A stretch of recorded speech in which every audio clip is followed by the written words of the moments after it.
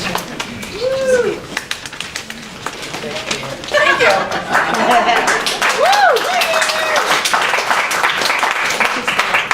Welcome to Theater Cedar Rapids and Metro High School's production of Human Timeline.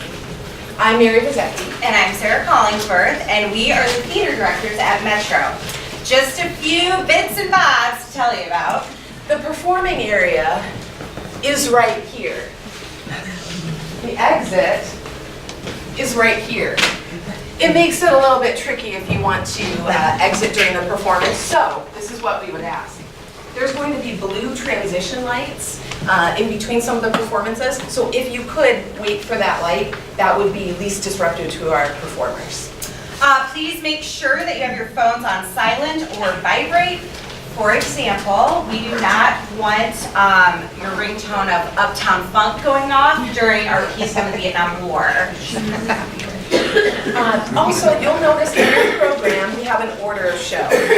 When we get to the one called the Internet, there will be a bit of audience participation, but don't worry, it's very minimal. Cody will have a ball of yarn, and if he walks up to you and hands you the yarn, just hold it. That's all you have to do. We will be creating a multicolored web of connection as a symbolic visual during the piece itself. When the piece is over, if you're holding the yarn, just drop it and Cody will retrieve it. It'll be really cool. Okay, just wait for it. And lastly, we'd like to thank you for being here and supporting Metro Theater. A few words about our theme, the Human Timeline. We are melding history and language arts in this show, and as part of the history component, students identified 5 events from history that they feel have changed our course as a country. Looking at all the responses, we chose the most commonly mentioned events and topics, and that's when we arrived at the following, and you can see the set is all the images that representing the various historical events. So we have Vietnam, The Sandy Hook shooting, Black Lives Matter movement, genocide, and advancements in technology. So think about 5 events that you would choose as most influential in history from your perspective. So much of our history takes up residence in our hearts, changing what we believe, how we see the world, and even our place in it. So students also engaged in personal writing about events in their own lives that have deeply affected them. Stitched together, all of it becomes our collective human timeline. Everyone has a timeline that runs through us, and if it was only made visible to others, maybe we would all be more understanding of one another. Everyone is fighting some kind of battle you may know nothing about. So be kind to each other. And enjoy the show!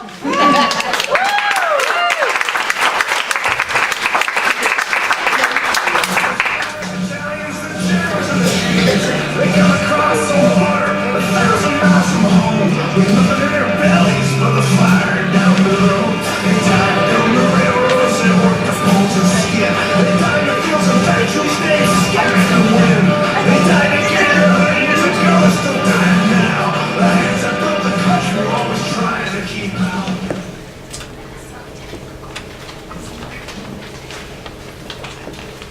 The first stop on our timeline is Vietnam.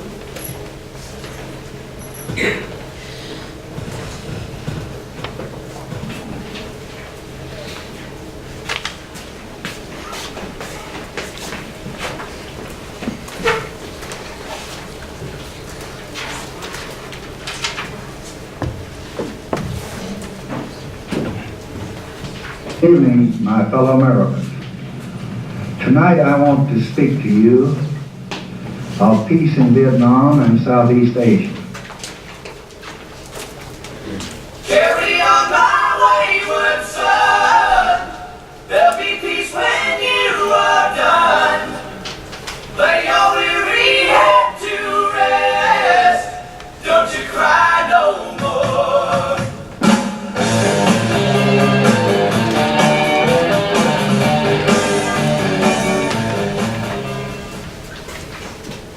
On March 29, 1973, according to historical documents, the last of our U.S. troops left Vietnam to come home. The number of enlisted men was 50,274. The average age of a soldier was 22 years old. 11,465 were killed in action and were less than 20 years old. Arthur Tim O'Brien served as a foot soldier in the infantry during the Vietnam War from 1969 to 1970. He published The Things They Carry in 1990, and although published as fiction, it is largely based on his personal experiences as a soldier in Vietnam. In this excerpt from his book, The Things They Carry, he reminds us through the title that the baggage we carry, although not always visible or tangible, largely affects who we are. Oh yeah, man, you can't change what can't be changed. There it is. There absolutely and positively and damn well is. They were tough. They carried all the emotional baggage of men who might die. Grief, Terror, love, longing. These were intangibles, but the intangibles had their own massive specific quality. They had tangible weight. They carried shameful memories. they carry the common secret of cowardly, barely restrained. The instinct to run or freeze or hide. And in many respects, this was the heaviest burden of all. For it can never be put down. It required perfect balance. And perfect posture. They endured. Tim O'Brien also reminds us of what a struggle it can be to return home from a war zone and try to become a civilian again, often with post-traumatic stress and/or survivor's guilt to overcome. The war was over and there was no place in particular to go. Norman Docker followed the tar road on its 7-mile loop around the lake. Then he started all over again, driving slowly, feeling safe inside his father's big Chevy. It was Sunday and it was summer, and the town seemed pretty much the same. The lake lay flat and slivery against the sun. Back in high school, There had not been a war. But there had always been the lake. He followed the road past the handsome houses with their docks and wooden shingles. Circling the lake, Norman Docker remembered how his friend Kiowa had disappeared under the waist in water in Vietnam. I didn't flip out. He would have said, I was cool. If things had gone right, I would have won the Silver Star. a good war story, he thought. But it was not a war for war stories, nor for talk of valor. And nobody in town wanted to know they wanted good intentions and good deeds. But the town was not to blame, really. It was a nice little town, very prosperous, neat houses, and all the sanitary conveniences. Norman Docker lit a cigarette and cranked open his window. On his 11th revolution. He switched off the air conditioning, opening up his window, and rested his elbow uncomfortably on the sill, driving with one hand. There was nothing to say. I could not talk about it and never would. The evening was smooth and warm. If it had been possible, which it wasn't, he would have explained how Fred Kiowa slipped away that night beneath the dark swampy field. He was folded in with the war. He was part of the waste. Turning on his headlights, driving slowly, Norman Docker remembered how he had taken hold of Kiowa's boot and pulled hard. The suction was too much. Then how he backed off and, in that way, lost the Silver Star. He wished he could have explained somehow how he had been braver than he ever thought possible, but how he thought he could be braver than he wanted to be. The truth Norman Docker would have said, is I let the guy go. Maybe he was already gone, He wasn't. but maybe. He wasn't. Some things you can just feel, and I can feel that. Well, anyways, there are still 7 models. I suppose. 7 honeys? Right. On his 12th revolution. the sky went crazy with color. He pulled into Sunset Park and stopped in the shadow of a picnic shelter. After a time, he got out, walked down the beach, and waded into the lake without undressing. The water felt warm against his skin. He put his head in there, then he stood up and folded his arms and watched the fireworks. For a small town, he decided. It was a pretty good show.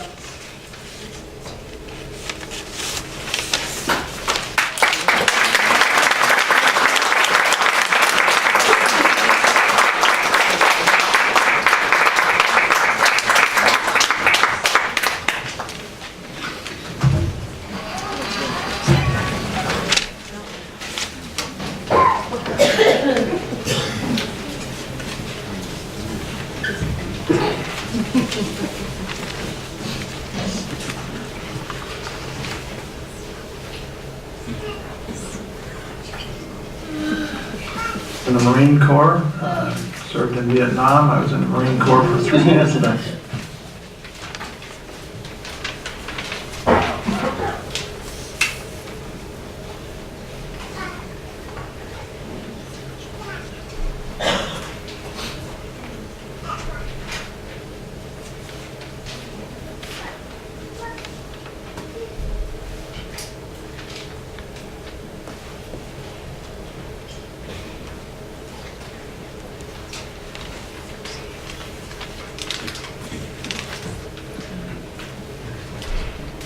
In the Marine Corps, served served in Vietnam. I was in the Marine Corps for 3 years, 9 months and 20 days.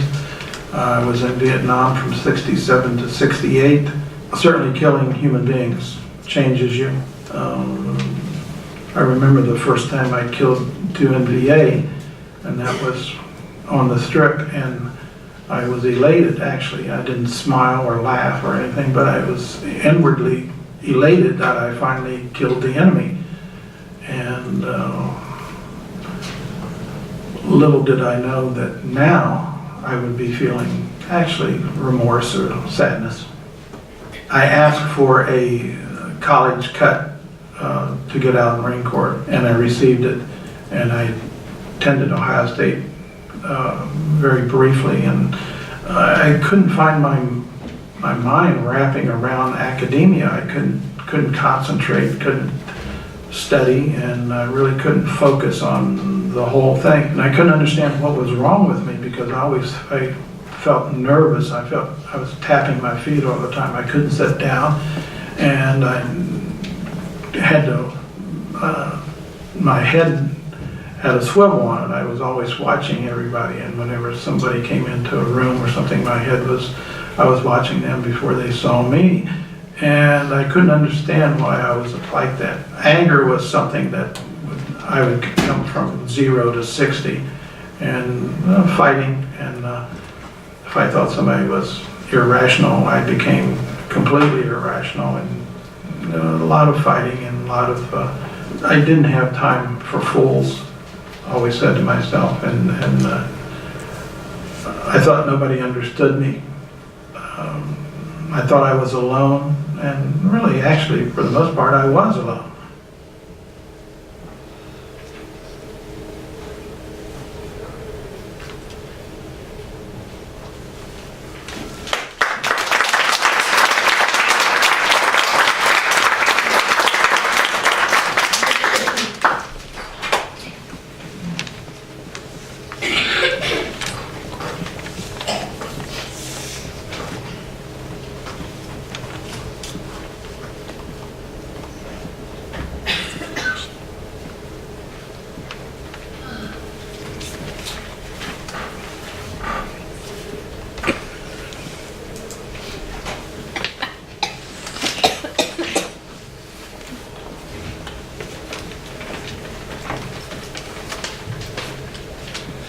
Few people have witnessed more scenes of chaos and conflict around the world than Anderson Cooper.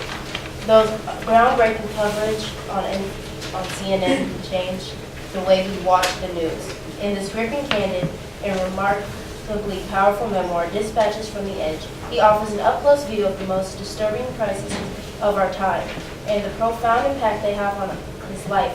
His interpret, he's reminded of the death of his brother and his growing battle with post-traumatic stress. Dispatches from the Edge by Anderson. I was 25, 2 years older than my brother would ever be. A day might go by when I didn't think about the suicide, but then I'd be walking on the street and a stain on the carpet would remind me of blood, and I'd run into the nearby restaurant and throw up in the bathroom. I used to see my brother in Vietnam. Someone would round the corner or catch my attention in a crowd, and for a few seconds I would think it was Carter. One evening in Hanoi, a crippled beggar stopped in front of me while I was in a cafe. He stretched out a twisted limb, asking for money. I glanced up and saw Carter's face. Something about the gentle look in his eyes, the cut of his hair, the looseness of which it fell from the side of his head. The thought stunned me. The beggar left, and I wanted to run, talk to him in case it was Carter, trying to reach out to me. I didn't move from my seat. However, it was a crazy thought, and I never told anyone about it. I was embarrassed, worried that even thinking it was a sign of delusion. It wasn't just people who reminded me of Carter. Once I was eating at a food stall near my apartment in Hanoi, and I noticed the ceiling was made of pressed leaves. It looked just like a box covered in tobacco leaves that Carter once gave me for Christmas. The texture and color were the exact same. For a moment, I remembered him so clearly. The shape of his body, the color of his hair, the delicate thinness of his fingers. It had been 4 years since his death, and still nothing about it made any sense. Vietnam had it filled in the shadows I saw when I looked in the mirror, or easy sadness that seemed to flow through my veins. I was hurting, and needed to be around others who were hurting as well. I wanted to dangle over the edge and remember what it was like to feel.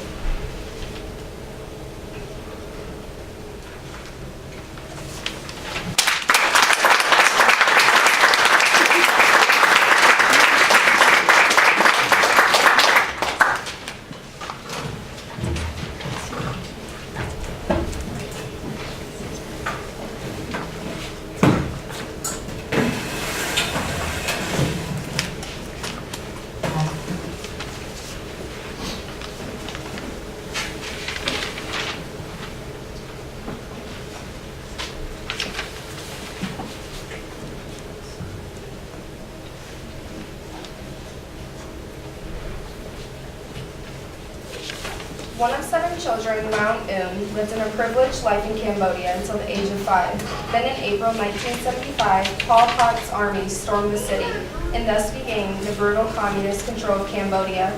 It was one of the worst genocides in history. From 1975 to 1979, through execution, starvation, disease, and forced labor, the Khmer Rouge systematically killed an estimated 2 million Cambodians, almost a fourth of the country's population. The following is an excerpt from Lowndes' memoir, First They Killed My Father, adapted by Reader Seeger.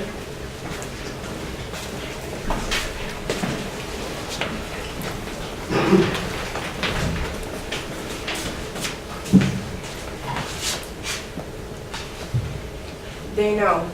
I overhear Paul whisper Molly one night. Lying on my back next to Shell and Kim, I pretend to be asleep. The soldiers have taken away many of our neighbors. Nobody ever talks of the disappearances. We have to make preparations for the worst. We have to send the kids away to live somewhere else, make them change their names. We must make them leave and go to live in an orphanage camp. They must lie and tell everyone that they are orphans and don't know who their parents are. This way, maybe, we can keep them safe from the soldiers and from exposing one another. No, they are too young.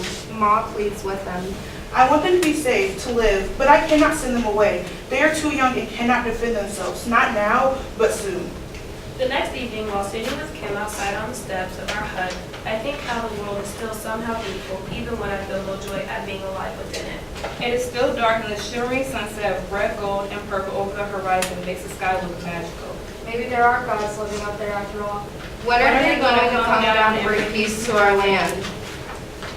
When I focus my eyes back on the earth, I see a man in black walking towards us with his rifle casually hanging on his back. Is it Paul with you? Paul hears him and comes out of the hut. His body rigid as our family gathers around him. What can I do for you? My ox wagon is stuck in the mud down the road. I need you to help us drag it out. Can you please wait here for a moment so I can talk to my family? Soldier nods to Pa. Pa and Ma go inside the hut. Moments later, Pa comes out alone. Inside, I hear Paul sobbing quietly. Opposite the soldier, Paul straightens his shoulders, and for the first time since the takeover, he stands tall. Thrusting out his finger, holding his head high, he tells the soldier he is ready to go. Looking up at him, I see his chest inflates and exhales deeply, and his jaw is square and he clenches his teeth. I reach out my hand to him. I want to make him feel better about leaving us. Paul puts his hand on my head. My beautiful girl, he says to me, as his lip quiver. Into a small piece. I have to go away with this man for a while. When will we be back, Pa? He'll be back tomorrow morning. Don't worry. He'll be back before you know it.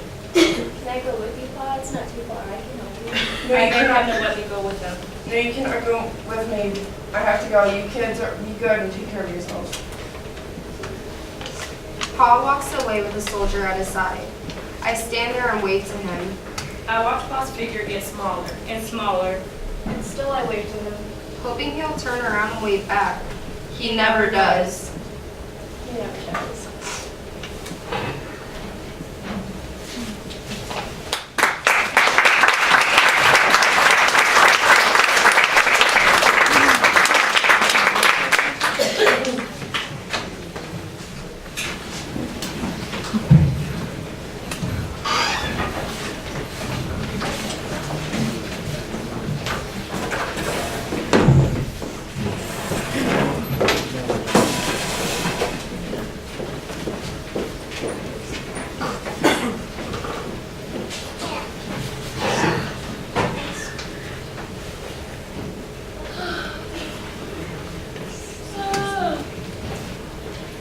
Genocide is the deliberate killing of a large group of people, especially those of a particular ethnic group or nation.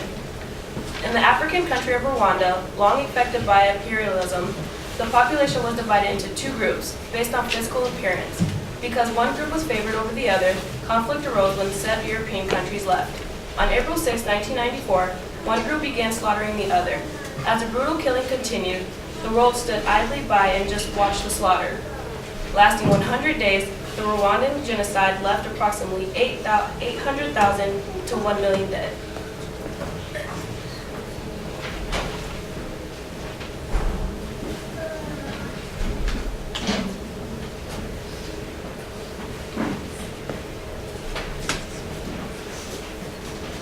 The next stop on our timeline is genocide.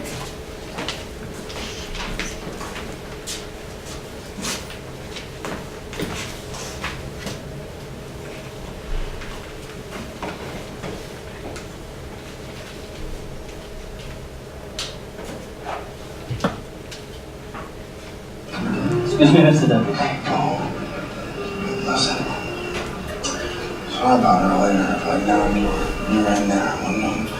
I am glad that you have shot this footage and that the world will see it. It is the only way we have a chance that people might intervene. Yeah, and if no one intervenes, it's still a good thing to show. How can they not intervene when they witness such atrocities? I think if people see this footage, they'll say, oh my God, that's horrible. And then go on eating their dinners.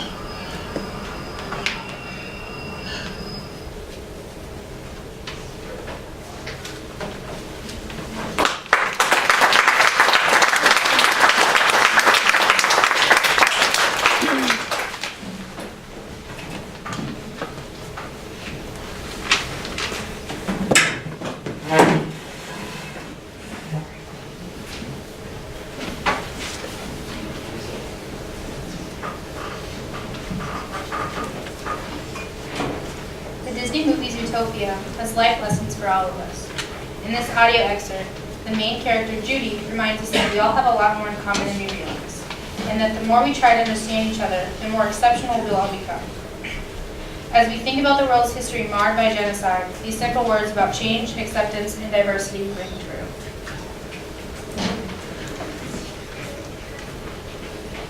When I was a kid, I thought Zootopia was this perfect place where everyone got along and anyone could be anything. Turns out, real life's a little bit more complicated than a slogan on a bumper sticker. Real life is messy. We all have limitations. We all make mistakes, which means, hey, glass half full, we all have a lot in common. And the more we try to understand one another, the more exceptional each of us will be. But we have to try. So no matter what type of animal you are, from the biggest elephant to our first fox, I implore you, try. Try to make the world a better place. Look inside yourself and recognize that change starts with you. It starts with me. It starts with all of us.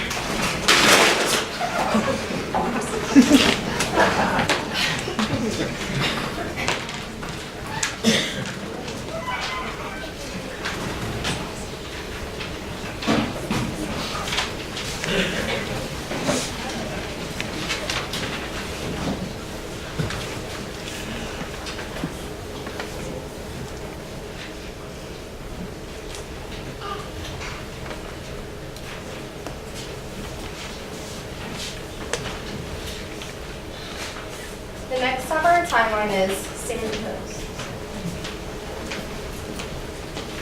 The Sandy Hook Elementary School shooting occurred on December 14, 2012 in Newtown, Connecticut, when 20-year-old Adam Lanza fatally shot 20 children between 6 and 7 years old, as well as 6 adult staff members. Prior to driving to the school, Lanza shot and killed his mother at their Newtown home. As first responders arrived at the scene, Lanza committed suicide by shooting himself. The incident was the deadliest mass shooting at a high school or a grade school in the U.S., as well as the third deadliest mass shooting by a single person in our history. The shooting prompted renewed debate about gun control in the United States, including proposals for making the background check system universal. The following is an excerpt from President Obama's speech at the Interfaith Vigil in Newtown, Connecticut on December 16th in honor of the victims. Gather here.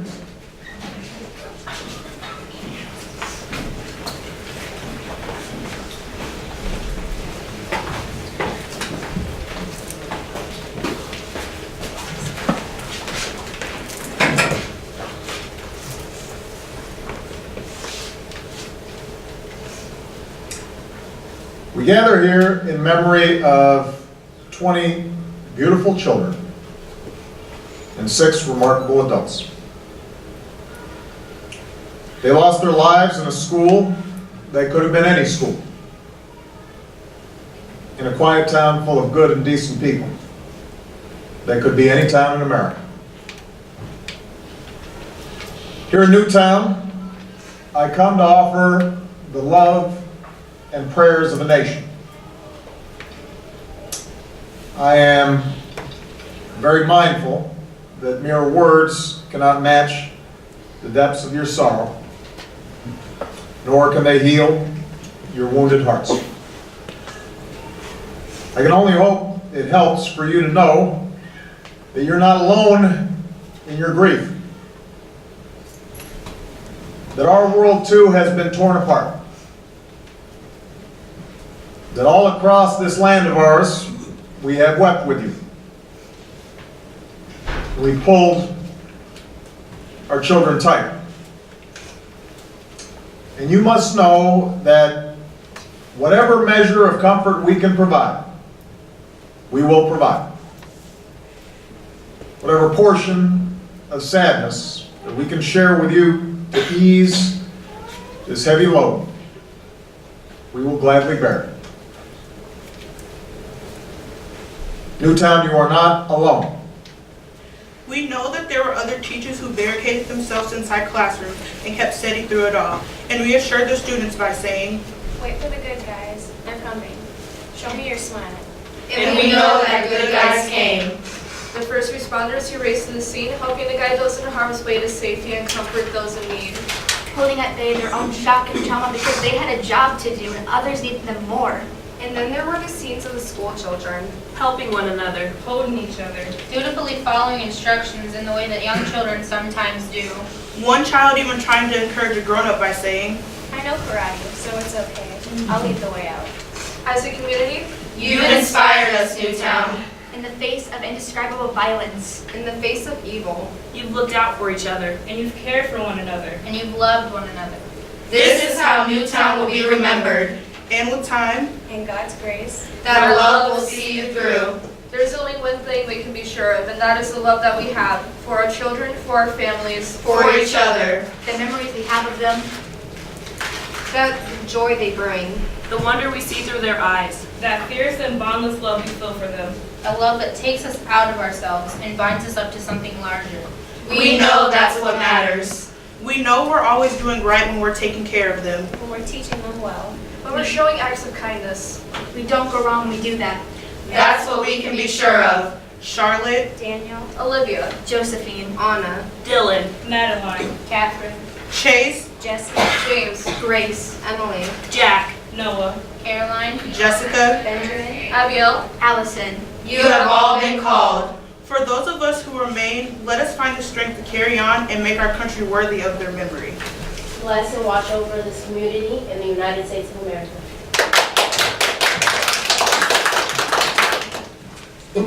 Just another day, I was in class, and then I heard them say,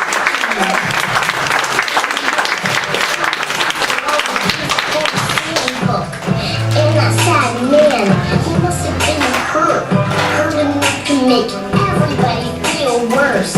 I am so sad. How can this happen to all those cool kids? I'm about to cry rapping. They are like me, and I am like them. What they do so wrong? What they do to him? I don't understand. I guess I'm too little, and all the teachers act up.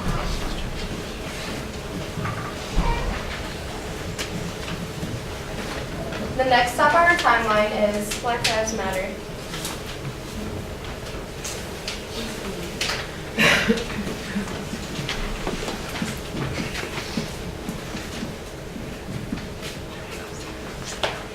In the summer of 2013, after George Zimmerman's acquittal for the shooting death of Trayvon Martin, the movement began with the hashtag Black Lives Matter. This movement is calling to action in a response to the anti-Black racism that permeates our society.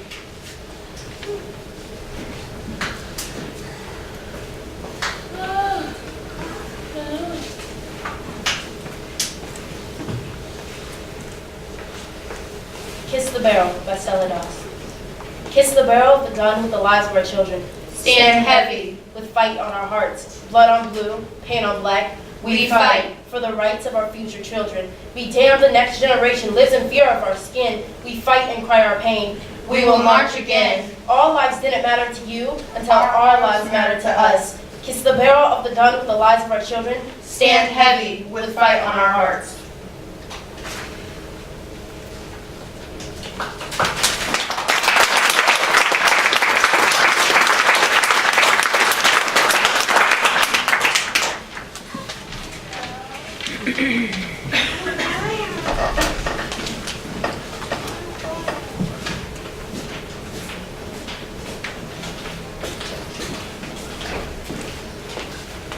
Skin Color by Sarah Fox. All of these colors, I never saw before burn out my eyes. and I can't take them away. Now that you pointed them out, skin color stands out like a sore thumb in the media. Black man shot by a local cop, Claim the man had a gun, and everyone is trying so hard to have their opinions heard, but no one can hear them over the gunshots and the crying families all over America who lost their sons or their daughters. The ones who were denied and have sat here so silently in my privilege. afraid to speak out, but Enough is enough. enough is enough. It's time to help, so I will stand beside every black family in America, And we will try to win this fight.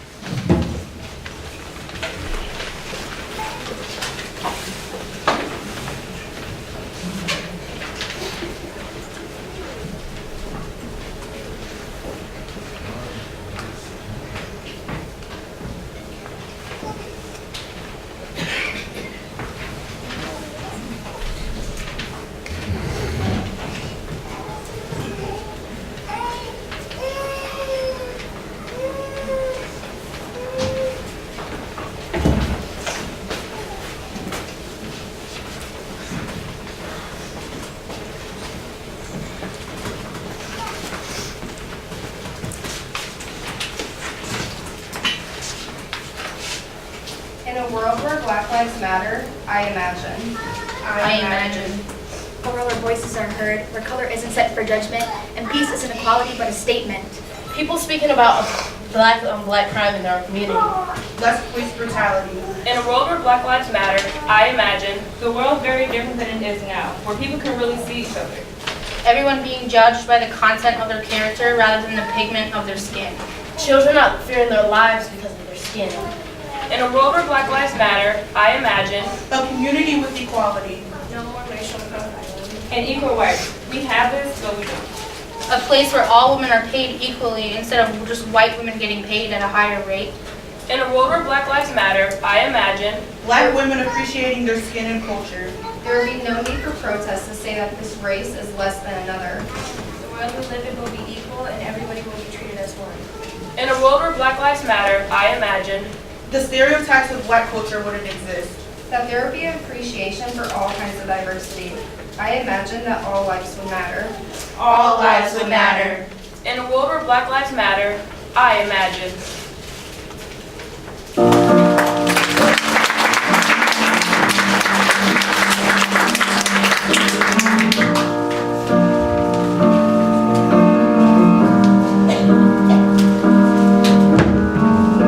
Imagine there's no heaven. It's easy if you try.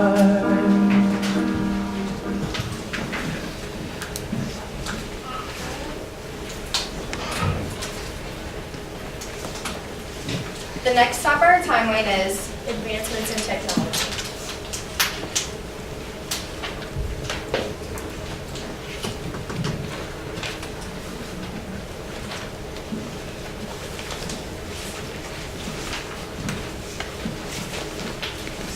evolution of communication goes something like this. Cave paintings, 30,000 BCE. Carrier pigeons, 776 BCE. Marathon man, 530 BCE.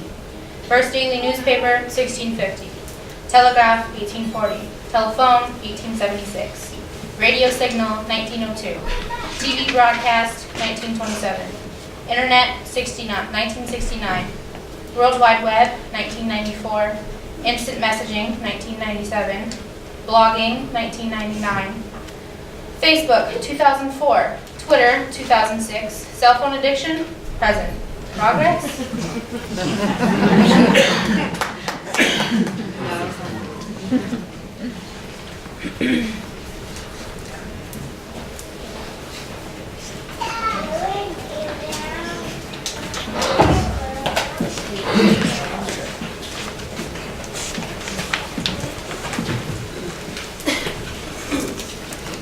The Internet by David Bowden.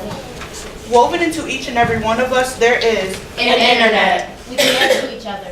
thread to thread, Cell to cell, Heart to heart. When formed correctly, the net forms community. and we catch boatloads of life.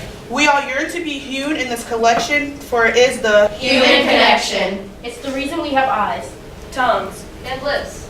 So we can be Intertwined. together as we see.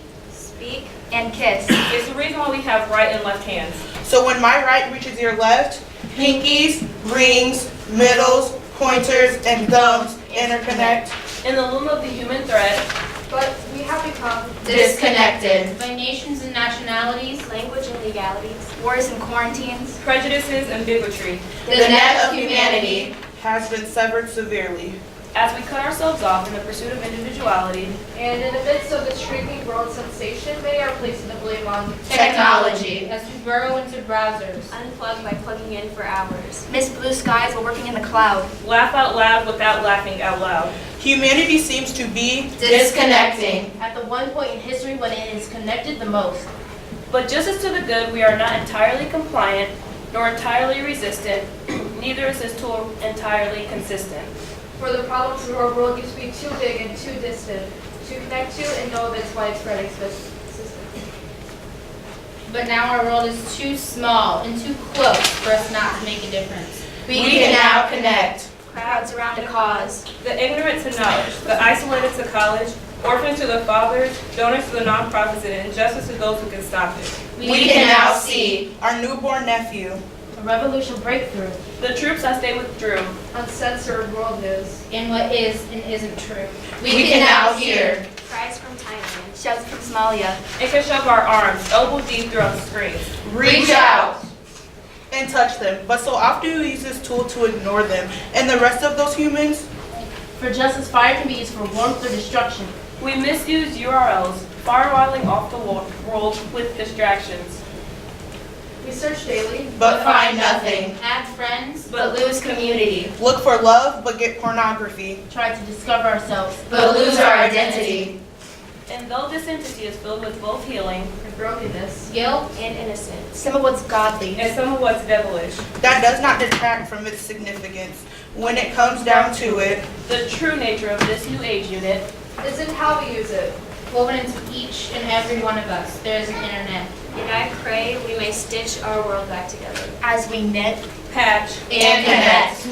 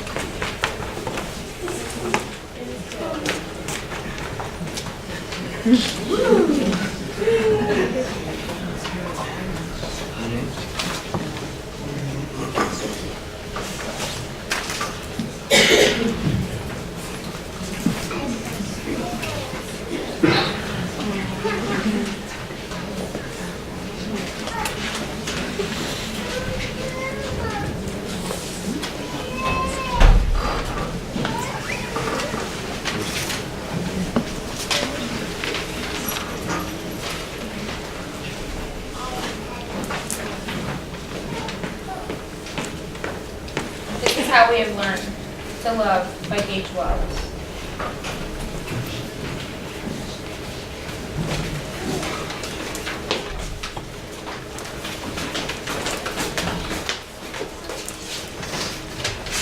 In a text message, you can say anything. For example, I just really miss you, Winky Sad Face. I'm pregnant. I'm engaged. I love you. I think we should see other people. In a text message, you can say anything. this girl gives me her phone number. I never call her. We just send texts. I'm forgetting the sound of her voice, the taste of her lips. I want to leave her when she says LOL, but this is how we learn to love. Texting each other emoticons when we share a bed. I asked her, what color are my eyes? She asked me what kind of perfume she wears, how many freckles are on the bridge of her nose, her favorite shirt. The first time she tells me she loves me, I will read it off my phone. I love you. Send. Makes sense. See, when firearms were first made widely available during wartime, many soldiers still preferred to use the bow and arrow. It is thought that if the soldier could see the eyes of the man he is killing, he never would have fired. This is how we have learned to love. Separating into couch cushions, shooting wildly as if we don't know who we are wounding. This is how we have learned to connect. Voiceless. Bodiless. We write things to each other, awful things. Without apology. Our phones will remember these words. Better. Cheated. Selfish. Stupid. Line. Kiss. I. Him. Me. You. I think we should see other people. I saw her last week. No, I saw her. She looked like she always did, like someone who was never really mine. The scent of her perfume, the freckles on her nose, and her favorite pink shirt. The arrows we have shot through our bodies, each wound soaked to the skin with blood. This is how we learn to love.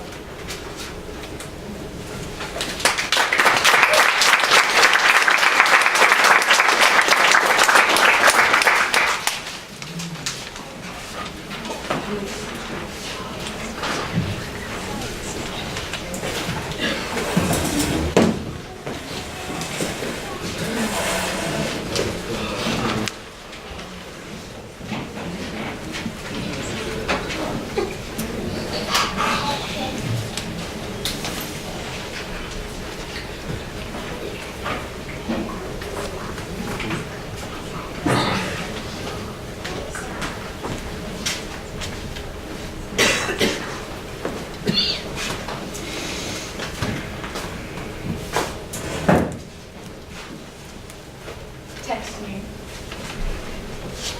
It's 9:51 p.m. And I wasn't trying to think of you, and yet here I am again. I try to resist his thoughts, I promise I do. But you and I both know that I can never resist anything that has to do with you. It's 9:52. And my face is lit up on my iPhone screen instead of the moon because for some reason, even the pixelated versions of your eyes shine 10 times better than the stars ever do. Listen to the thoughts that go through my head before I decide whether or not you'll think that I'm annoying for texting me first. I think maybe he's busy, and that's why he didn't. Watch my Snapchat story. Like my Instagram post. On my status, I posted 17 minutes ago. I think maybe he just lost his phone in a mess of bed sheets, and that boy's going crazy wondering if he missed a call from me. I don't worry at all. I know he'll text me. I tell myself she's busy. Her phone died and her charger got stolen at a bus stop. She's busy. I tell myself not to text him first. It shows weakness, right? It's 9:53. 3, the amount of dogs I saw at the park today. What if her dog died? I'd be devastated.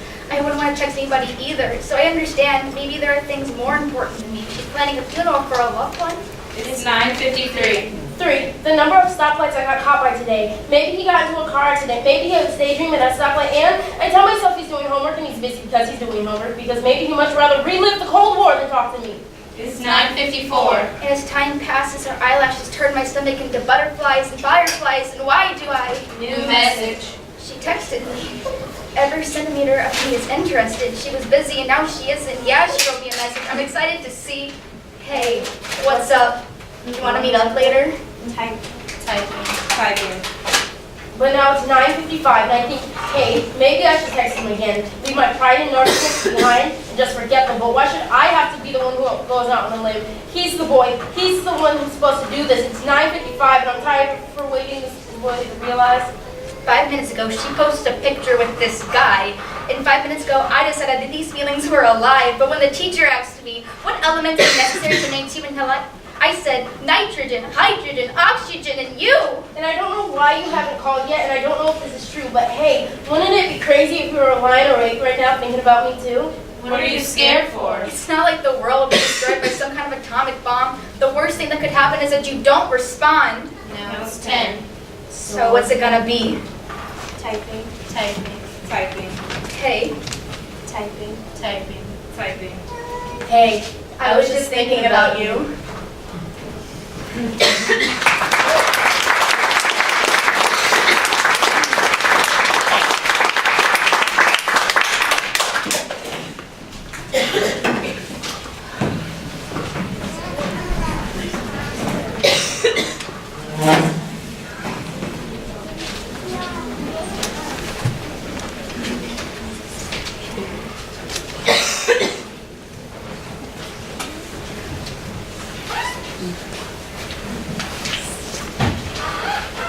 In the next summer, timeline is personal events.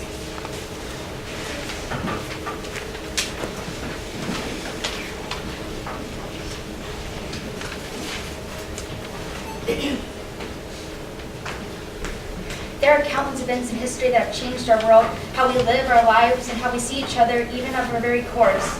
We've also had personal events that happen in every one of our lives that have changed us deeply, and in sometimes profound ways. These moments have helped us shape us, define us, and push us forward in discovering who we really are. The following pieces are personal writings that have captured these moments and their powerful influence.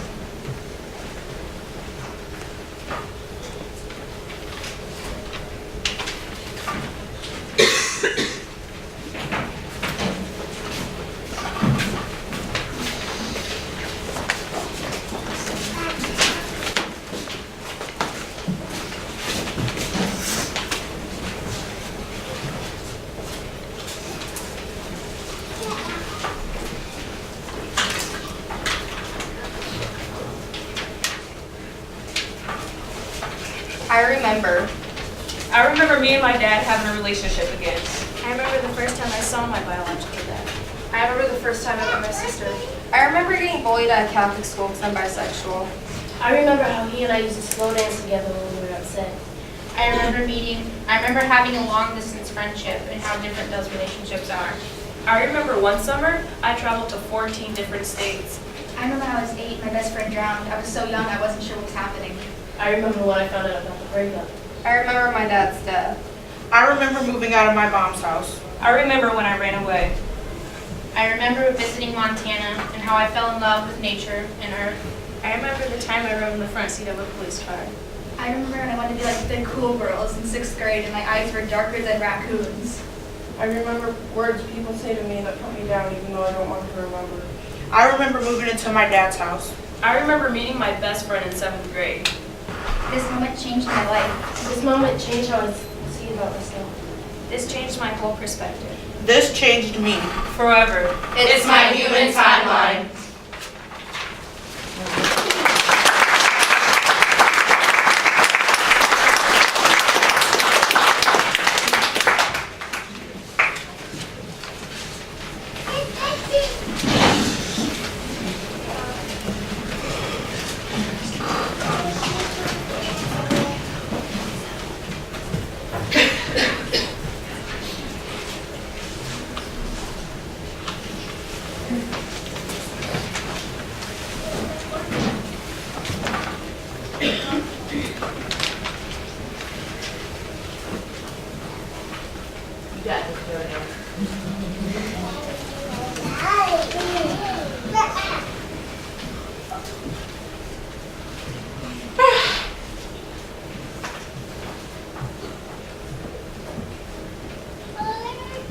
Breathe, Kelly, breathe. Okay, it's okay. It's okay. You got it. There's so many people, oh my god. Okay, I remember a personal piece dedicated to Shayna Chavez.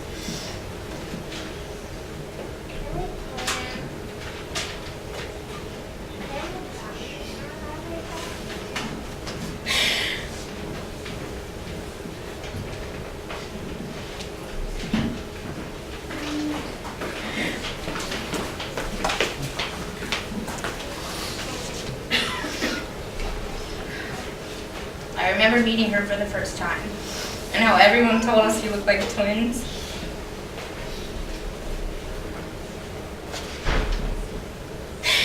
Three months later, that's really all we referred to one another as. I remember how she always smelled like laundry soap or green apples. I remember this one time I slapped shaving cream on her leg as a joke, and then afterwards she actually made me shave her legs. I remember her favorite pink and camel cowboy boots and how pissed off she was when her dog chewed them up and she had to replace those $70 boots. I remember telling her everything. I remember when I got the news. I remember being with my little brother and the terrified look in his eyes.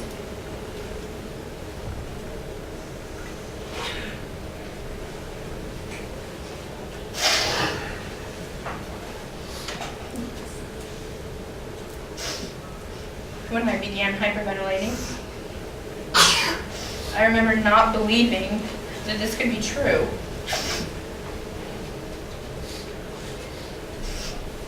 I remember talking with her older sister, Chevelle. How could you make a joke like that? What the hell is wrong with you? I remember the phone call with my mom, and how she asked me the same questions I did to Chevelle.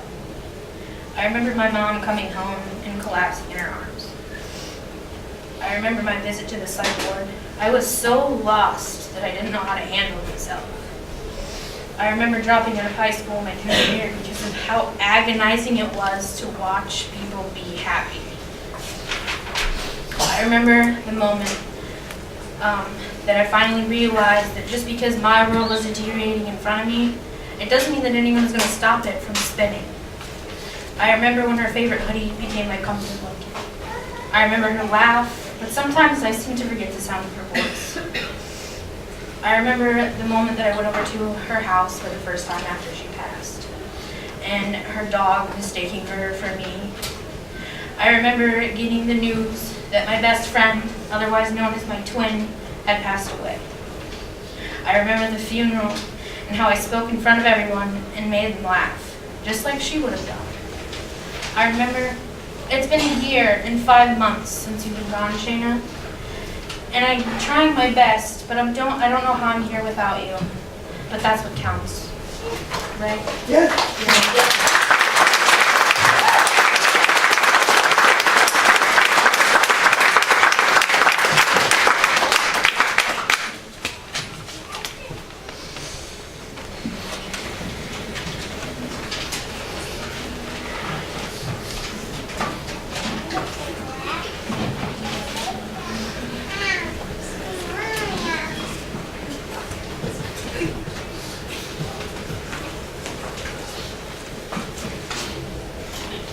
Are you dead? Sometimes I feel I am dead. My mind is numb and fuzzy from this anxiety I keep injecting into my veins like feeling bad for myself is almost a drug I take nightly.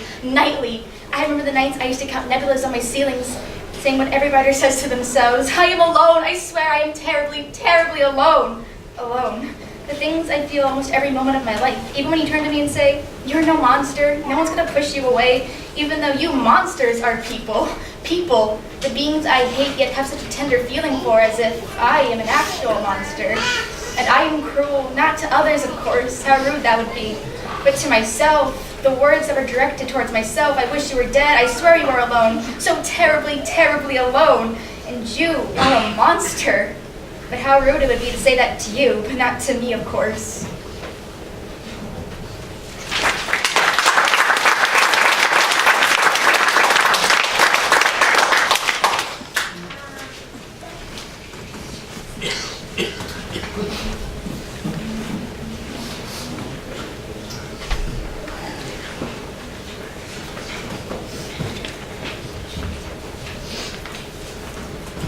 Life. How can such a small word hold so much power? Love. Why is this word so scary? War. What makes it so hard to keep fighting? Pain. Why do we hide from it? Memories. Why are most of them bad? Demons. Why are they so comforting? Life is a war, live or die trying. I will die trying. If it means staying with the ones I love, I will die trying. If it means I can finally be who I am, I will die trying if it's what I have to do. Love, where is it found and why is it so scary? Why do I fight so hard to find it? Pain, a word so familiar, a word so dark, a word so evil. Memories so dark, so painful. Where did the good ones go? Why did they haunt me? Demons, why do they comfort me when no mortal does? Why do they control me? Why do I listen to them? Once she was an angel, but many years ago, life tore her wings from her back, stole her grace, and made her cold. Dangerous. Forever she will be a victim of a brutal life. Forever be a fallen angel. She sits alone in a hospital bed, praying those pills would have killed her. Spent a week trapped in a room being watched to see if she'd mess up. She could have easily taken that paper clip to her skin, but she didn't. Instead, she wrote her pain. Dear Mommy, I'm sorry I'm such a failure. I thought I was good, but I guess I'm not. I'm sorry that I am a disappointment. I love you. Dear Daddy, I'm not going to live to please you, although I do apologize for failing as your daughter. I love you. My siblings, keep your head up and fight. I love you. Dear Jaybird, I miss you. I knew she would replace me. I knew since Rockford, Illinois. She loved on you during a time where rules prevented me from doing so, but I'm not fighting for you anymore. Whether it's as a friend or a boyfriend, I still miss you. I'm still waiting for my best friend. I miss you. She spent all her time writing, but even after all that, one question bounced around in her head. Why? Why did she want to die? Why was life so hard to live? Why did everyone leave? Why does everyone hate me? Why do they tell me to kill myself? Why am I so worthless? Why am I not important to those I find important to myself? You see, the question of life has always been why. Whether it's for yourself or for other people, or for memories, or for pain, it's always why. But instead of asking why, maybe we should just think about why it happened. You ask, why do they hate me? Maybe they don't. Maybe it's imaginary. You ask why he left, or why she left, and maybe they just decided that the easier road was meant to be followed, because the hardships of what we had wasn't good enough for them. Maybe life is so hard because we make it hard on ourselves. Maybe if we stop to breathe and fight for who we are instead of pleasing others, then we will be happy. But the question of life will always be why. Why can't I make myself happy? Why do I feel so hated? Why am I a monster to my own being? Why? We always ask why.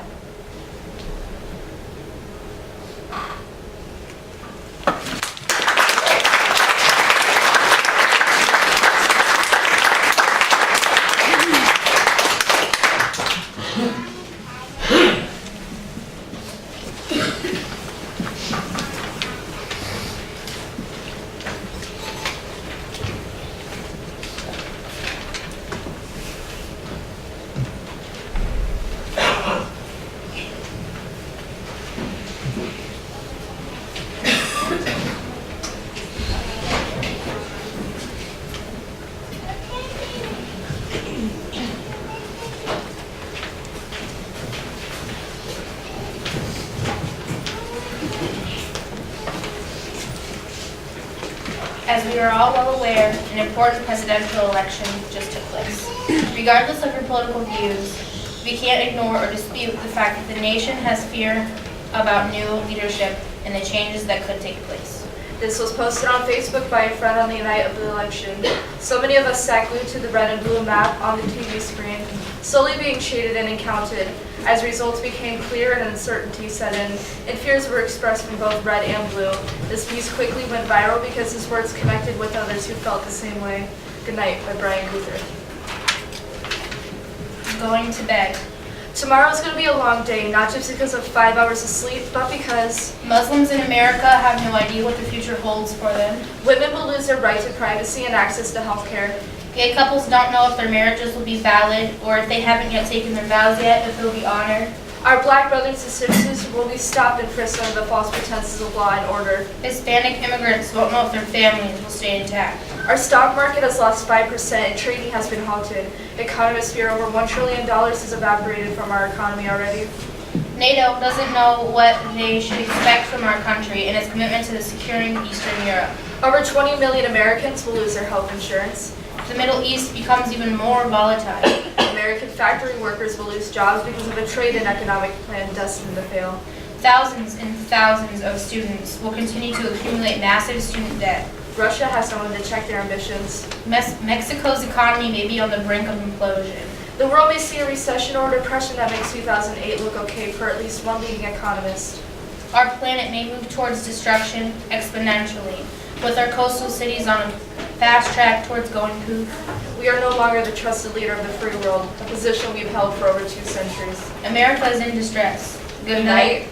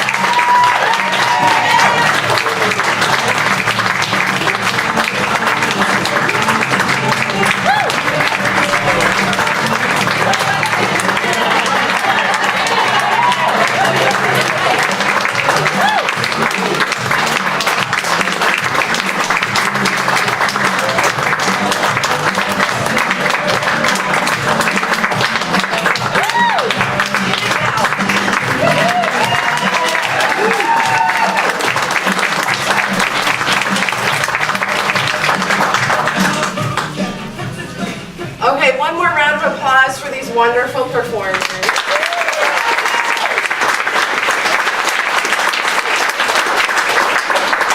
Sarah and I just want to take the opportunity to individualize their recognition one by one because they are amazing, and this is a really, really committed cast, and we're so proud of them. Their willingness to leave it all on the stage and be vulnerable, and most of all for their support of one another. Wasn't that cool? Yeah, so very, very proud.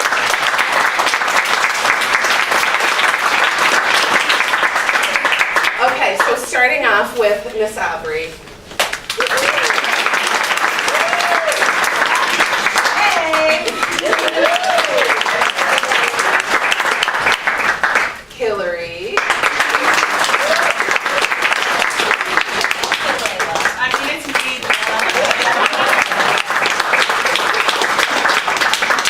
Stella.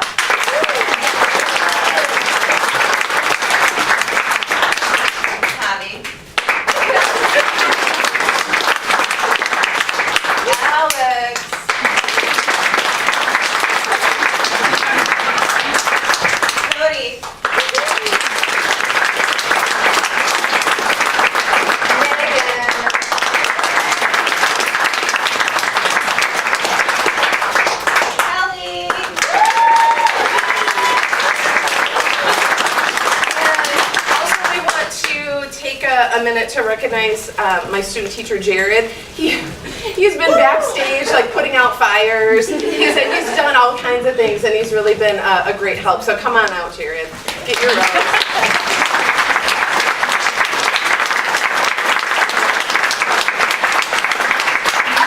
Thank you, Aubrey. So we really appreciate your attendance tonight and your continued support of Metro Theater. Have a wonderful evening, and remember, be kind to each other. It's our human timeline. Okay.